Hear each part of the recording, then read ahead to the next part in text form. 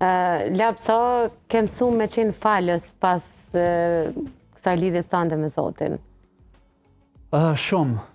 Unë vazhdoj hala për mi falë tjerët, jo pëse unë jam i pagabushëm, edhe unë gaboj, edhe unë jahuqin e herë, edhe unë jam njeri, edhe menoj që gaboj, edhe po unë tash kur gaboj, unë edhe pranoj gabimi shpesh herë, nuk e kam edhe probleme edhe këtë pjesë, po më kam mësu shumë me tonë të drejten.